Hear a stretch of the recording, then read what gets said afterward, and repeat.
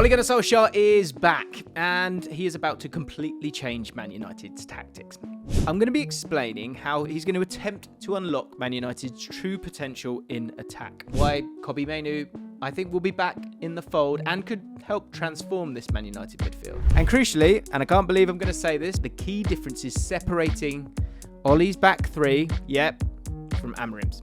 So, how will Man United actually look under Ole this time around? Well, to answer that, we first need to understand how his principles may have changed from the last time he was in Old Trafford. Because the thing to remember here is that as Man United manager, Ole's preferred formation was, of course, 4-2-3-1. And I'm sure there's a load of videos where people are putting forward the 4-2-3-1. But he's also experimented with a 3-5-2 and a more defensive 5-3-2. But also, we've done some real digging here on Ole, and we've found some tactics that Ole has been impressed by this season, which may hint towards new ideas that you haven't seen before, but he might look to implement. Like any manager, when they're not working, he's gone away and he's been watching games. And he's been working as a technical observer, analysing Champions League games this season. And while analysing Nico O'Reilly, he praised the fullback who became a second central midfielder in possession. He also explained how you need to train for different scenarios and stay positive. Adaptability could play a big factor in the way that he looks to set up at Man United. So as we explore this idea, who will be Ole's key players in achieving this? We've got Kobbie Mainoo, the elephant in the room, who could have a big part to play, being the midfielder to transition from defence to attack and be the central hub for progression. And if we're thinking about that left side, Luke Shaw's ability to be useful in all three thirds will likely make him someone to lean upon and could finally be back in a role that suits him under Ole Gunnar Solskjaer. There have been more and more question marks over Bruno Fernandes, but the more I think about it, under Ole Gunnar Solskjaer, I think a certainty is that Bruno Fernandes' numbers will skyrocket as everything in the final third will be channeled through Mr. Fernandes. And I feel like this is Seshko's real opportunity to become what he can be at Man United. His role will now be totally geared around penalty box entries and being on the end of chances rather than facilitating Cunha and Mbeumo's goals like he has been so far this season, which I think does play a big part in the struggles that he's had. So with those players in mind, let's look at Ole's first potential setup. In the 4-2-3-1, the centre-backs will peel wide and both full-backs will move high up the pitch. The centre-backs will be dealt the task of receiving the ball from the goalkeeper before then looking to play it into the midfield. The goal for the midfielders is to move it to the full-backs in their advanced positions. And in this system, both centre-backs need to be comfortable receiving from the goalkeeper, and they need the ability to play the ball quickly and, most importantly, vertically. And when you think about it, when everyone is fit, Man United have got quite a lot of depth in the centre-back area, probably because of the previous manager. But the question is, of course, who fits best? Well, Lisandro Martinez is clearly suited to this role. He ranks extremely high for both progressive passes and carries. So, realistically, he should walk into the team for me. Then you've got the starlet who's had good games and bad games, but the potential's there. Leny Yoro. He ranks high for the same metrics, but his carries ranking that high is largely down to playing in the right of a three, of course. So, is there another option? Despite Heaven's metrics being quite low in terms of progressive carries, he could be the one that initially starts for Solskjaer. His passing metrics are actually quite excellent, only misplacing 8 short passes all season. When it comes to his success rate for medium-range passes, it's the highest of any Man United outfielder. And his long passing success rate is actually also right up there.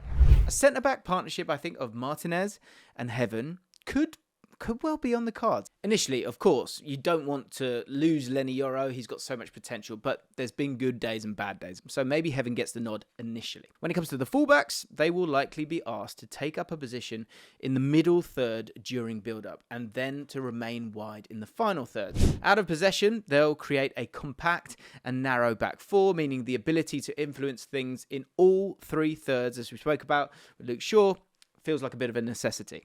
So, it may be unlikely, but given Solskjaer's admiration for that Nico O'Reilly dropping into central areas for Man City, that might be something that he dabbles with when it comes to the fullbacks, and the fullbacks are tasked to do that. But for now, we're going to stick with the high and wide approach, I think.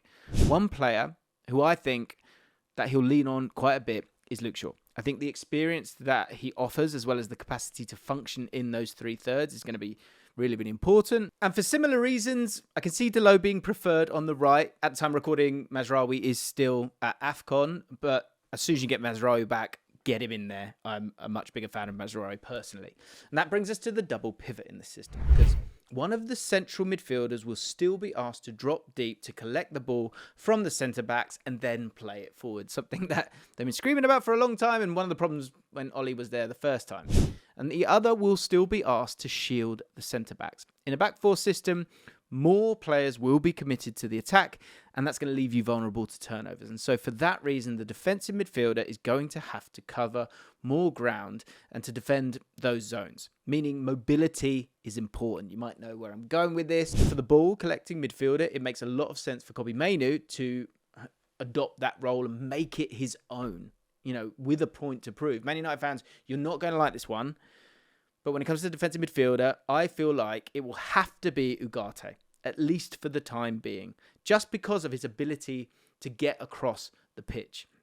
That is something that Casemiro just can't really do anymore. And when it comes to the attacking midfielder, it's important to note that a big reason for Mainoo collecting the ball from the centre-backs is to allow the 10 to stay as high as possible. The 10 in this system will be responsible for linking the entire attack together. And if we go back to the 2021 season, Bruno Fernandes created the most chances for Man United by a huge distance, which, look, he's done that in most seasons, but he also completed the most passes in the final third, passes into the penalty area, key passes and progressive passes. This is because Solskjaer instructs his 10 to stay in areas that he can be most effective in the game.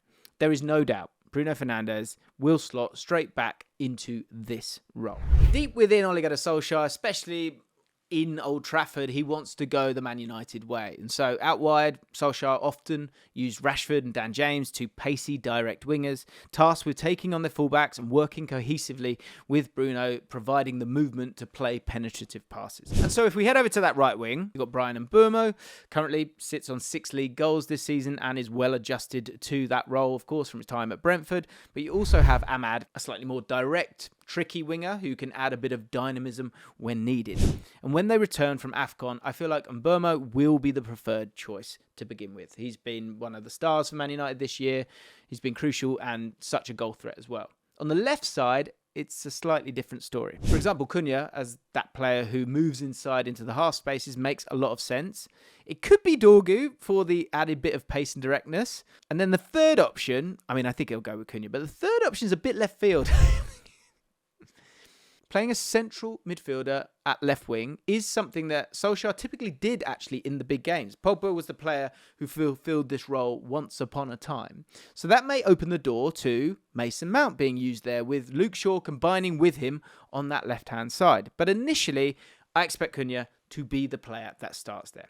And then when it comes to strikers, I feel like they'll all be given actually a bit of a chance. Šeško will be preferred as a striker who makes constant movements into the box, and especially due to Bruno Fernandes being in a high starting position and having the facilities to constantly find Šeško's runs. Conversely, you've got a striker like Xerxes who could be used to bring others into play. Actually, him and Bruno Fernandes in those tight spaces have linked up quite well on occasion, with Man United looking to create an attacking 6 in that final third. Under Solskjaer, I feel like both strikers, regardless, will benefit and grow. I think it will just feel a bit more easy and therefore the synergy will be higher. But it won't come as a huge surprise to anyone, especially with getting a couple of goals now. I expect Šeško to be the go-to option. Now, he may go to a back three. Bum, bum, ba-na-na-na-na-na-na-na. How would he do it? Would he be brave enough to do it? And how would it be different to Amorim's? Because it's a legit possibility. And Ollie's done it at Man United. Look at the Man United average positions from the game when they beat Chelsea using the 3 at the back under Ollie. And you're screaming, I know you are, but is it really a back 3?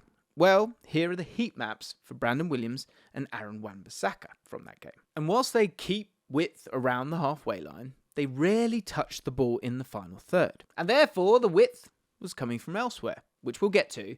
But first of all, the centre-backs. When it came to centre-backs, it was fairly simple. The left centre-back was usually Luke Shaw, and his main role was to peel wide in possession to funnel the ball forward into wide areas. When it came to the other two centre-backs, they stayed a bit more conservative. So what does this look like in 2026? Well, an Ollie back three could look like this, with Lisandro Martinez taking up the mantle of being the most progressive of the three.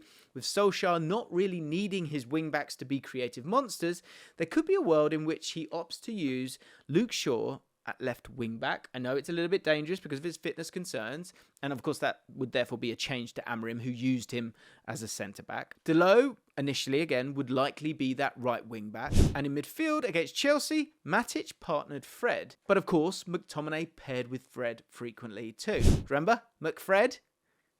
He's done well, hasn't he, McTominay? When it came to Matic's role, he essentially covered the back three and was a shield in front of them. Fred was given a box-to-box role in that system, and he was frequently asked to collect the ball from the defence before moving up the pitch to link the play with the wing-backs. And now compared to Amorim's 3-4-2-1, Solskjaer's back three system had a three-man midfield, with the third man being Bruno Fernandes. His instruction was again to stay as high as possible, even taking up positions in between the strikers when out of possession. So in this system, for the more defensive role, it now makes sense for Casemiro to be the player who shields the back three. It's where you've seen the best of him during his time at Man United and his career as a whole, let's be honest. But listen, Sekou Kone, currently in the academy, could be given a cheeky little chance in this role by Solskjaer. The box-to-box role is trusted to affect things in each third of the pitch. And this could be where, again, Kobbie Mainoo fits in, with Jack Fletcher maybe getting a few minutes in that role as well. And Bruno then completes the midfield. Now we need to have a look at where the width would be coming in this system, because Amorim's width mainly came from the wing-backs, staying high, supporting the attacking midfielders who moved inside.